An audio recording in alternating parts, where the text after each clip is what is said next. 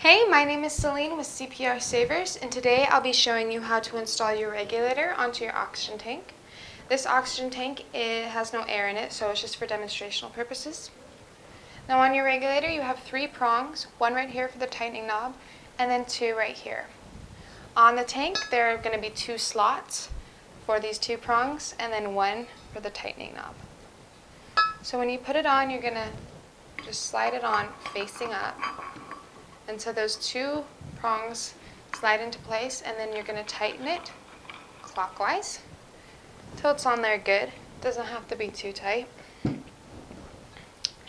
Now to turn the oxygen tank airflow on, you're going to get your key and make 1 full turn counterclockwise. And then this is your liters per minute gauge. Whatever you're prescribed to, we'll just turn it to whatever it should be. And then your gauge should say 2,000, which is full. It shouldn't be anything past that. Now to install your cannula, you're going to get the end piece and then just slide it on right here. And then when you put it on, make sure these 2 prongs are facing down, and then you simply put it over one ear and then put it over the other, and then you're ready to go. Thanks for watching.